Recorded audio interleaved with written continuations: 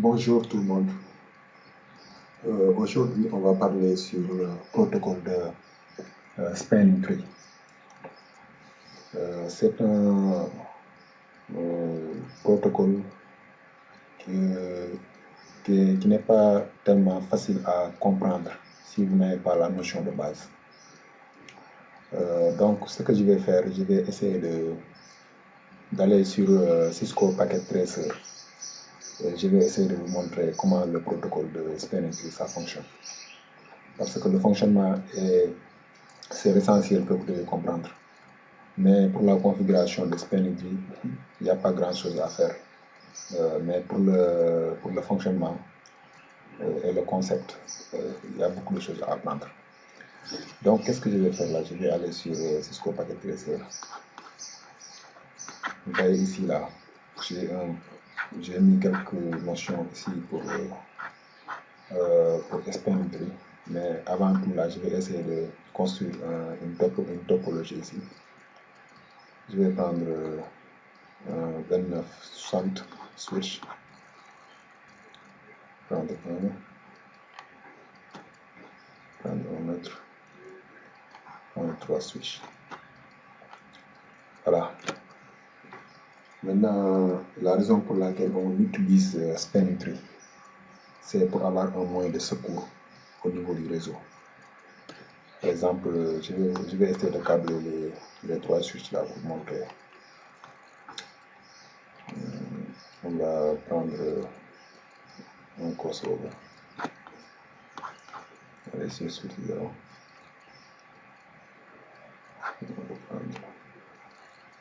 On va prendre un autre cable avec switch 1. On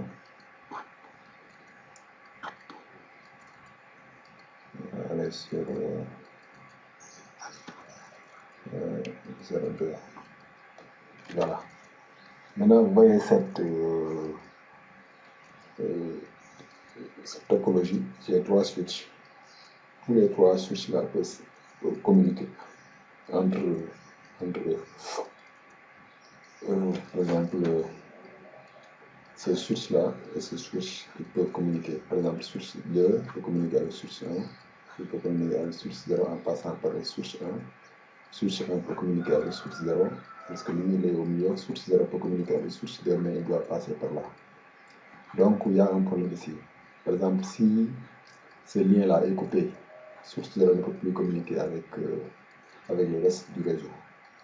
Donc, il y a un problème. Donc, pour pallier à ce problème, on peut mettre une autre liaison ici. On va prendre une autre liaison. Je vais mettre ici.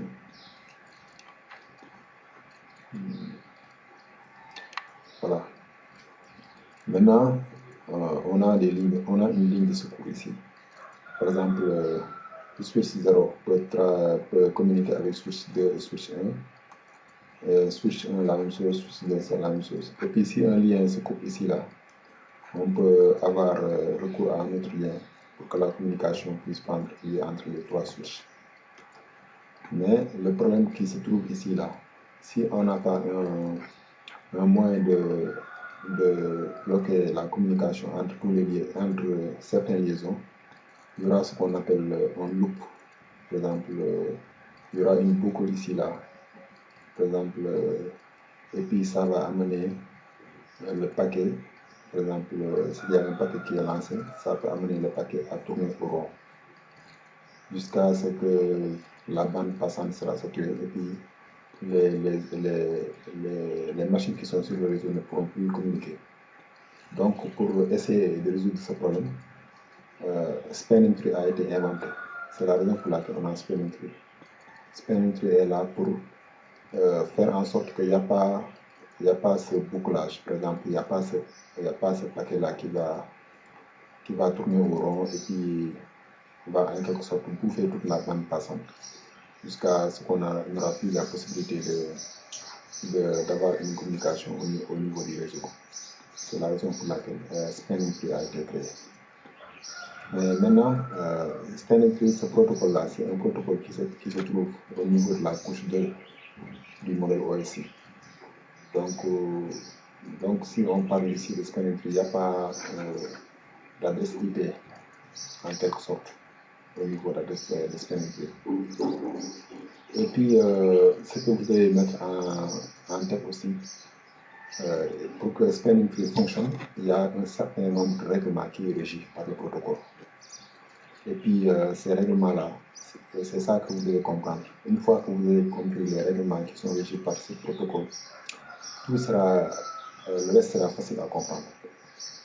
En premier lieu, là, par exemple, si on a un réseau comme ça, là, pour qu'il n'y ait pas cette boucle ou bien cette loupe qui peut saturer la bande passante et qui va en quelque sorte rendre la vie difficile au niveau des machines pour qu'elles puissent se communiquer entre elles.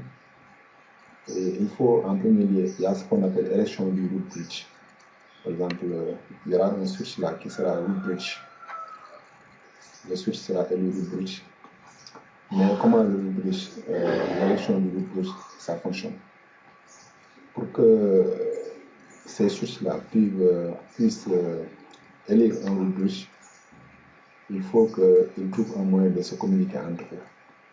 Et la manière dont ils communiquent en utilisant le protocole, c'est en envoyant des paquets de BPDU. Ça, en anglais, la BPDU, là, ça, en quelque sorte, ça représente BPDU, ça représente Bridge Protocol Data Unit. C'est ça qui représente en anglais. Maintenant, ces paquets-là sont lancés entre les switches. Et puis, si je vais actuellement là sur simulation mode, je vais aller sur simulation mode. On va essayer de voir le paquet de STP, c'est la BPDU. STP quoi. On va lancer le paquet. Ouais, les paquets sont comme ça. On va essayer d'ouvrir le paquet pour voir.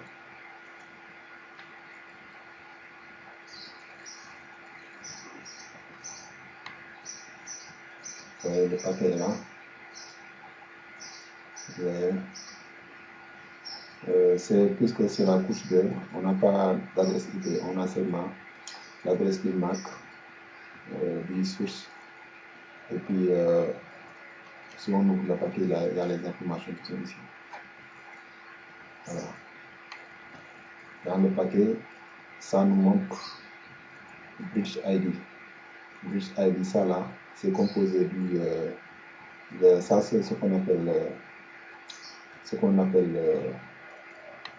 le numéro de c'est le numéro de priorité du switch.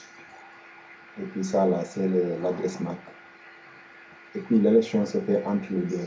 Par exemple, le switch qui a le numéro de priorité le plus inférieur sera le root bridge. Si les switches ont le même numéro de priorité, donc par exemple, si les priorités sont à égalité, par exemple, le commutateur avec la priorité la plus basse l'emporte. Et en cas d'égalité, c'est l'adresse MAC la plus basse qui l'emporte. Donc, en quelque sorte, et puis ce que je vais vous mettre en tête là, quand les switches sont comme ça là, en état sans changement de configuration, leur priorité c'est la même. Au niveau des Cisco switch, leur priorité c'est toujours la même. C'est le 32 769.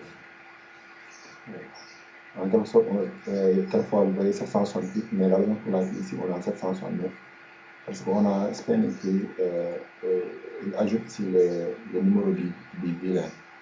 Par exemple, ici le spanning tree qu'on regarde là, c'est au niveau de VLAN 1. Donc, l'adresse MAC sera le déterminant pour le root bridge. Donc, le root bridge qui aura l'adresse MAC le plus inférieur, le switch qui aura l'adresse MAC le plus inférieur sera le root bridge. Donc, en envoyant les paquets ici, là, les paquets de BPD comme ça, chaque switch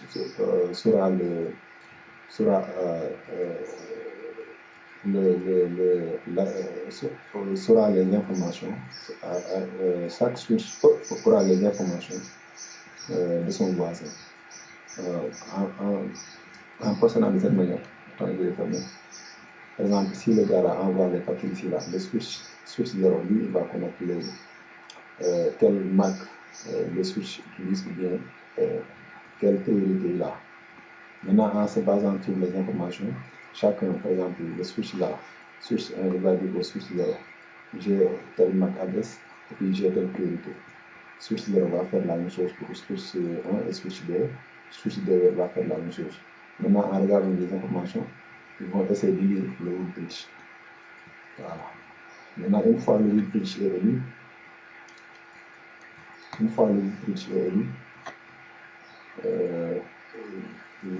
les switches qui ne sont pas le root bridge, une fois l'élection terminée, les switches vont alors déterminer le port qu'il doit utiliser pour communiquer avec le root bridge.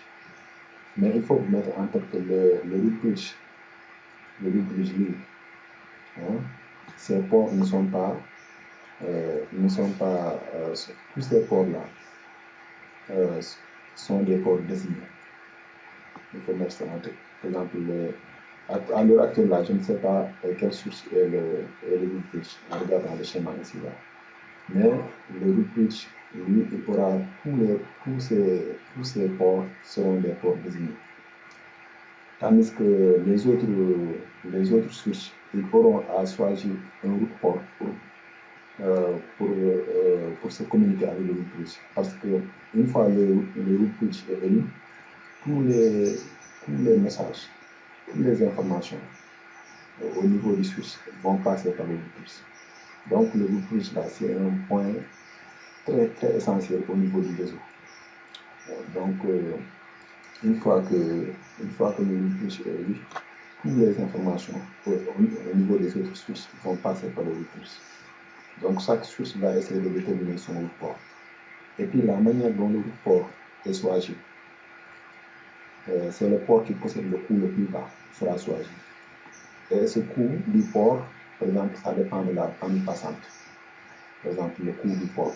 Le coût du port, ça dépend de la bande passante. Par exemple, actuellement à l'heure là, je ne sais pas quel bridge, quel switch est le root bridge. Mais tout de suite, je vais essayer de vous montrer un show commande là qui va nous montrer quel switch est le root bridge. Mais je vais me focaliser ici là. Par exemple, en premier lieu, c'est l'élection du bridge. Ils vont essayer de lancer les BPD du paquet pour déterminer l'élection. Ce BPD du paquet là, ça va contenir le numéro de priorité et puis l'adresse MAC. C'est ça. Maintenant, ces deux chiffres déterminent l'élection du root bridge. Les deux chiffres là déterminent l'élection du root bridge. Et puis, notez-vous que le commutateur, cela veut dire le switch.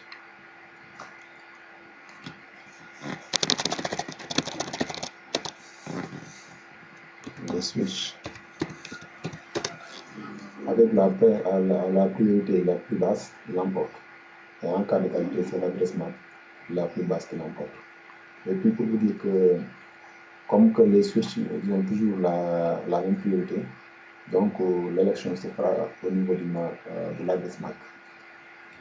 Une fois l'élection terminée, les switches vont alors déterminer quel port utiliser pour communiquer avec le root bridge. Ça, je vous ai déjà expliqué. Le port qui possède le coût le plus bas sera choisi, le coût dépendant de la bande passante. Donc, les ports qui ne sont ni root port, ni désignés, ni port désignés sont bloqués. Par exemple, les ports qui ne sont pas désignés, quand on va sur le switch là, je vais essayer de vous montrer plus clairement. Et puis sur la liaison entre deux switches, par exemple, liaison entre switch 1 et switch 2, on ne peut pas avoir deux root ports. Voilà. On peut avoir par exemple le root port et puis port désigné, mais on ne peut pas avoir deux root ports. On ne peut pas avoir deux root ports, on peut avoir deux ports désignés. On peut aussi avoir deux ports bloqués en même temps. Donc ça c'est une règle aussi de spanning tree. On ne peut pas avoir deux root ports sur une liaison entre deux switches on ne peut pas avoir deux ports désignés, on peut avoir aussi deux ports bloqués. Donc il faut mettre ça en tête. Donc la configuration de spanning tree, c'est très simple. Parce que quelquefois, même, tu n'as même pas besoin de faire une configuration. Parce qu'au niveau du switch, Cisco a déjà fait la configuration. Voilà, le switch, ça vient. Parce que si vous voyez ici, là, on n'a pas une boucle ici, on n'a pas de loop. La raison pour laquelle, j'ai même pas. Si vous voyez, si vous avez déjà vu lors du démarrage du vidéo, lorsque je faisais la topologie ici, là, j'ai même pas encore fait de configuration au niveau du switch.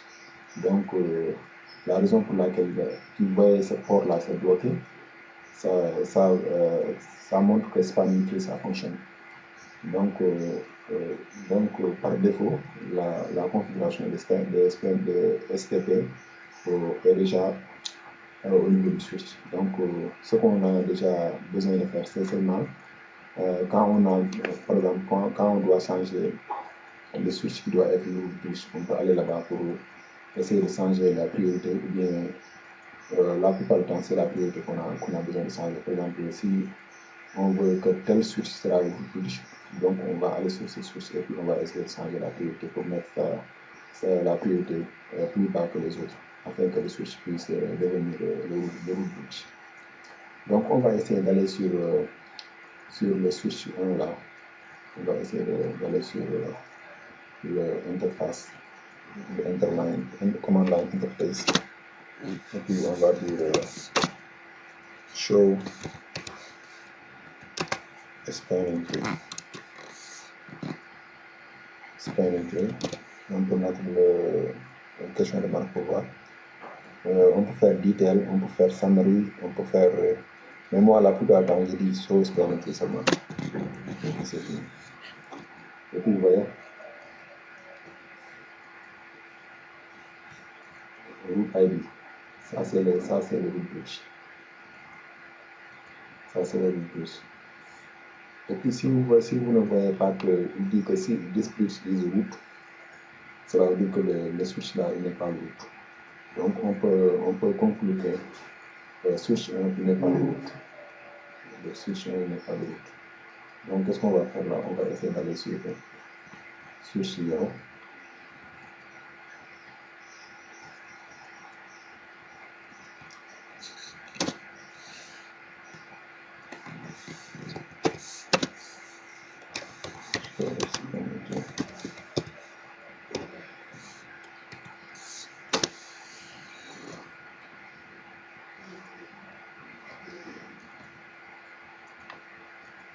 Non, attends. Je vais vérifier le switch 1 là. Oh non, ben, je n'ai même pas regardé. C'est this bridge is root. Cela veut dire que switch 1 là, il est le root bridge. Vous voyez? Switch 1, il est le root bridge. Donc qu'est-ce qu'on va faire là? On va essayer d'aller. Vous voyez le MAC adresse de switch 1 là. C'est là, on va copier ça. Et puis on va mettre ça ici. Comme ça, vous allez voir. Ça, c'est pour switch 1. SWD1. Voilà.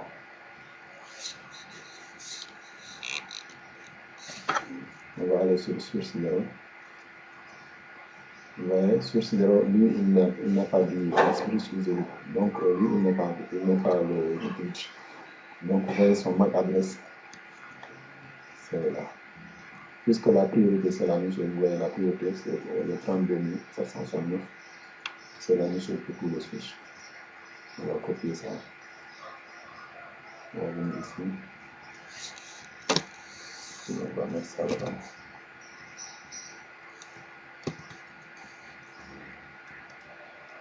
Oh non, ça c'est pour le bridge. Donc je vais retourner sur ce qui derrière. Ça c'est pour le bridge. Lui, son MAC adresse est là. Bridge ID. Mais ça sont les informations du bridge. Pardon. Ça c'est les informations du switch en tant qu'acteur dans le protocole de spanning tree. On va copier ça. Et puis on va venir ici. Et puis On va faire ça là-bas. Voilà, ça c'est pour switch 2. Switch 2. Switch 2. Voilà, voilà. Voilà. Pour le switch 2, on va aller sur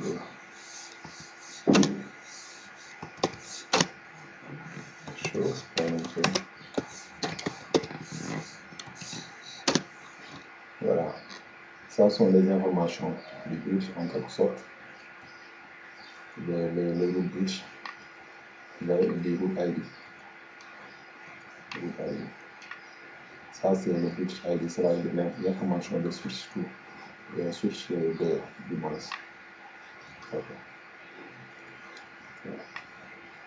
Ça, je vais revenir sur ça, les hello time, age time, tout ça, là, je vais vous expliquer ce que ça signifie quoi. La priorité c'est la même, mais c'est l'adresse qui marque. C'est le point déterminant de l'élection du groupe bridge. Okay. Voilà.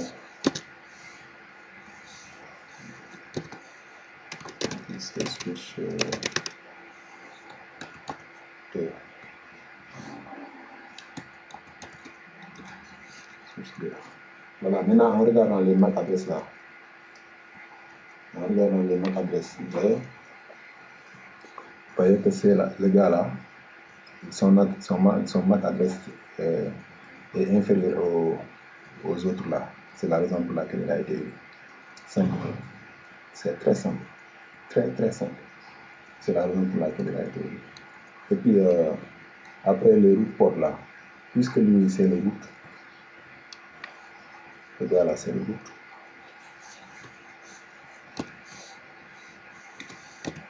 C'est le route bridge.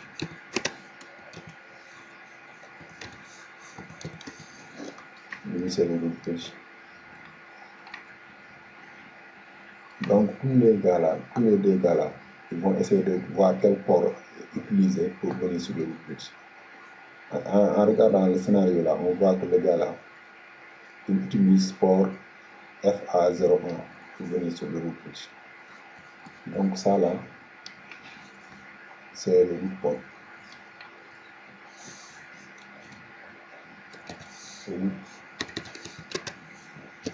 Port. Et puis, le route, tous ces ports sont désignés, sont des ports désignés. Tous les ports qui sont au niveau du. Attends,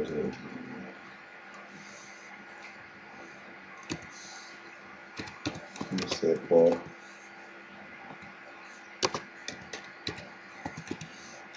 sont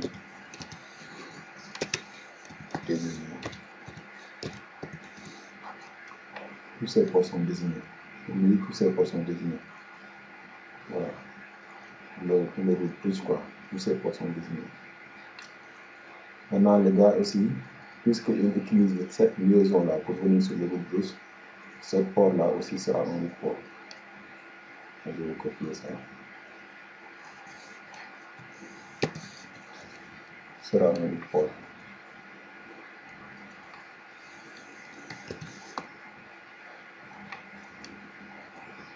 C'est un route port. Voilà. Maintenant, il reste à déterminer, puisque je vous ai dit entre la liaison, sur la liaison de deux switch, on ne peut pas avoir deux route ports. Par exemple, une fois qu'on a un route port ici, là, le port qui sera ici, ça sera soit désigné, soit bloqué. Et puis, non, ça sera désigné, pardon, du moins. Ça ne peut pas être bloqué parce que le route port là, le route bridge, tous ces ports sont désignés. Donc, on va venir ici, par exemple, sur cette liaison-là, on ne peut pas avoir deux ports qui sont désignés. Donc, soit l'un des ports là sera désigné, l'autre sera bloqué. C'est pourquoi en voyant cette porte-là, on peut dire que c'est bloqué. Parce que vous voyez la lampe là, ça ne s'allume pas vert, c'est orange. Donc c'est bloqué. Donc c'est comme ça qu'eux, ils déterminent le route port en se basant sur le coût. Et ce coût-là, ça dépend de la bande passante. Le coût, ça dépend de la bande passante. Vous voyez? Et puis, les ports qui ne sont ni du port, ni désignés sont bloqués. Par exemple, ce port-là, ce n'est ni du port, ce n'est ni désigné. Cela veut dire que c'est bloqué.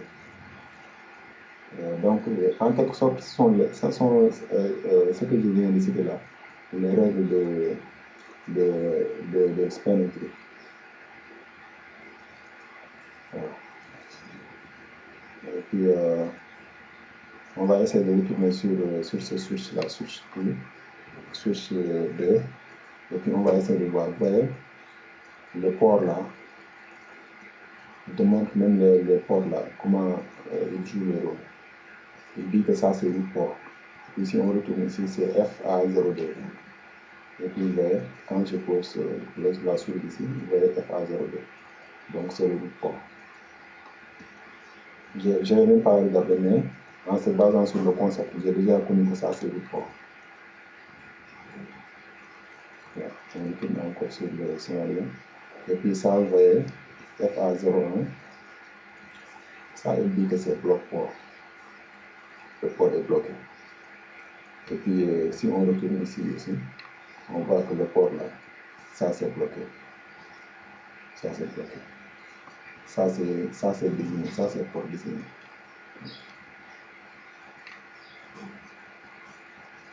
Port désigné.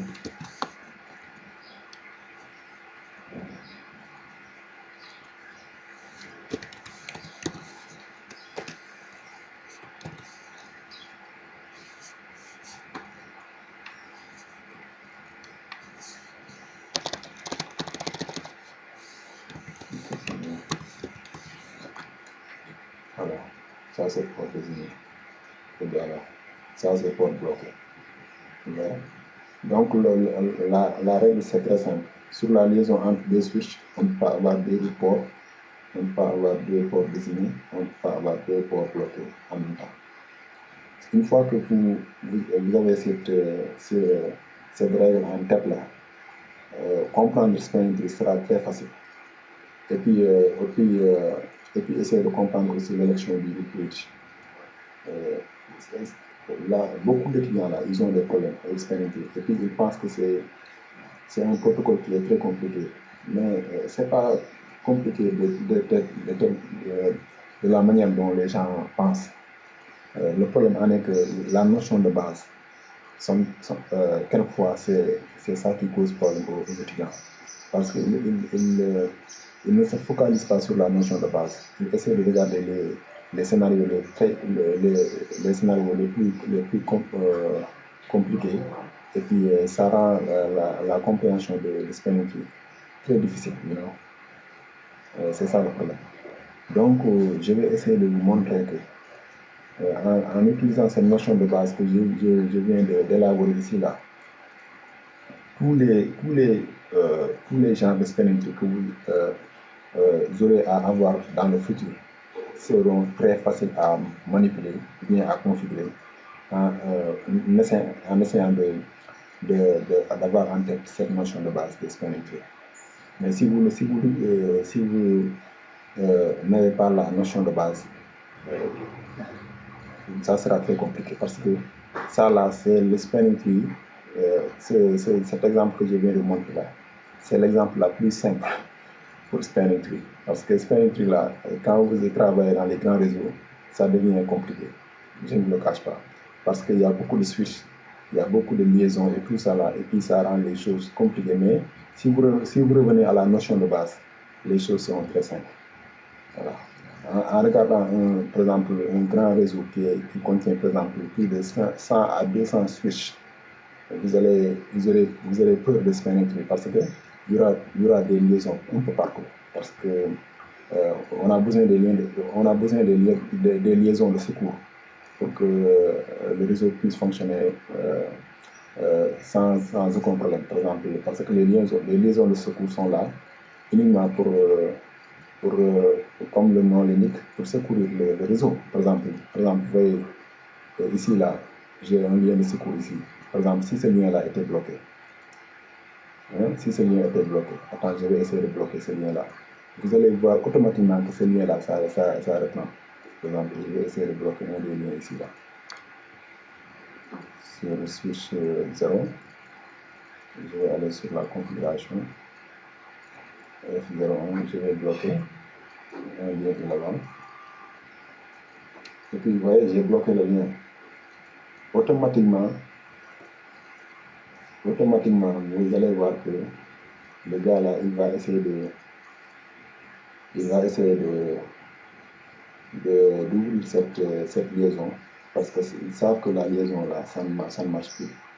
Et ça prend un peu de temps, mais ça va venir. C'est la raison pour laquelle Spanish est là pour faire en sorte qu'il n'y a pas de boucle au niveau du réseau et puis en même temps on a une liaison de secours. C'est la raison pour laquelle uniquement qu'on a Spanish, le protocole de Spanish.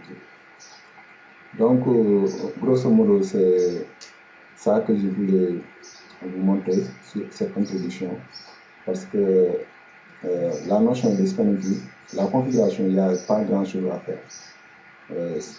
Vous avez seulement, vous voyez, la ligne là, maintenant, le lien là, c'est rétabli maintenant parce que les switch se sont rendus compte que ce lien là ne marche plus. Maintenant, ils sont retrouvés sur le lien là. Quand je viens ici là, je réouvre le lien. Maintenant sur le port. Voilà. Vous voyez, le gars il a déjà fermé le lien parce qu'ils savent que s'il ne ferme pas, il y aura un loop. Il y aura par exemple, le paquet va tourner au rond ici là. Et puis ça va sortir de la panne passante. C'est pourquoi automatiquement. Mais tout ça là se passe en utilisant le protocole de Spanish, en utilisant les paquets de BPDU là pour essayer. Parce que j'ai oublié de vous dire ça là. Le port que vous voyez là, c'est bloqué. Et, le port est bloqué, mais le switch ici au niveau du port là, il reçoit les messages de BPDU. Et puis pour confirmer ça là, je vais essayer d'aller sur simulation mode pour vous montrer que le port ici là, ça reçoit les BPDU. Et puis on va essayer, vous voyez, ce port là, il a reçu les BPDU. Bien que c'est un port qui est bloqué, mais ça reçoit les BPDU. Ouais. Et puis comme ce que je vous l'ai dit là, le BPDU, il faut essayer de travailler sur ce. Si vous avez peut-être resté à la maison là, de travailler, vous voyez le message, c'est un message très important. Ça c'est comme ce que je dis, c'est ça qui est utilisé pour l'élection du root bridge. Ça c'est pour l'élection du root port. Et puis ça c'est le temps que le switch il attend pour s'il ne reçoit pas de paquet de BPDU, il rentre en action quoi, pour voir qu'il y a quelque chose qui doit changer sur le réseau. Quoi. Vous voyez?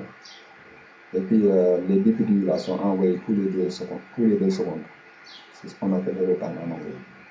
Tous les 2 secondes là, les switches échangent les paquets de BPDU. Vous voyez? Je pense que vous avez bien compris cette notion de spanning tree. Et puis il faut essayer d'aller sur la configuration du du switch et puis essayer de faire les show commandes quoi. Parce qu'en matière de spanning tree là, je vais retourner ici là. En matière de spanning tree, il n'y a pas grand chose sur la configuration. Donc ce qu'on a besoin là, je vais vous montrer, je vais aller sur le switch ici là. Ok, on va essayer d'aller. Je vais essayer de sortir ici. On va faire spanning tree. Et puis on va voir la question de marque pour voir. Vous voyez, il n'y a pas grand chose. Spanning tree mode là, ce sont les modes de spanning tree. Par exemple, il y a rapid spanning tree.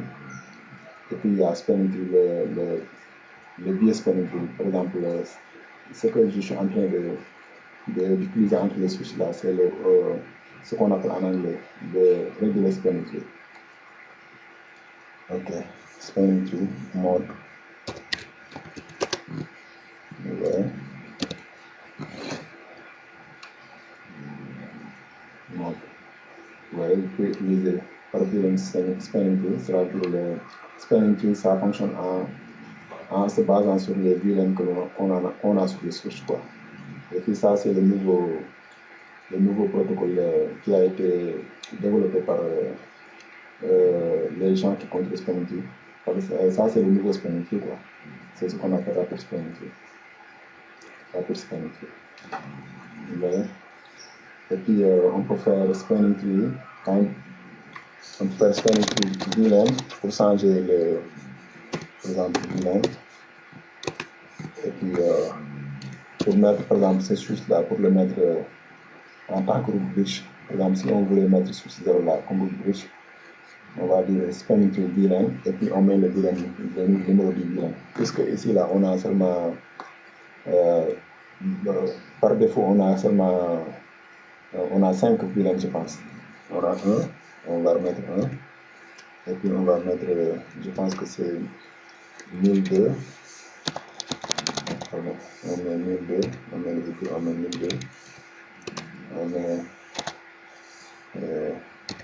1003, on met 1004,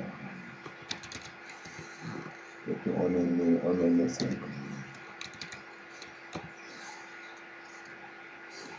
Et puis agrandir la chose là, pour voilà. On va utiliser les questions de maths. Vous voyez, on peut lui dire que c'est route. En faisant route là, lui il va devenir le route bridge. Bien, on peut changer la priorité. On a deux façons de changer le route bridge. Je vais utiliser la façon la plus simple. Je vais mettre seulement route.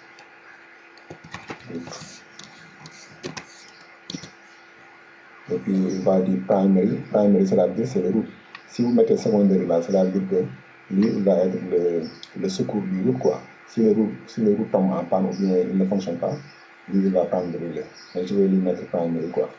Donc, je veux que ce gars-là, il devienne le route.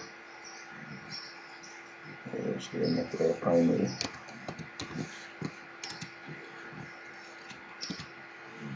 Et puis, je fais un jeu.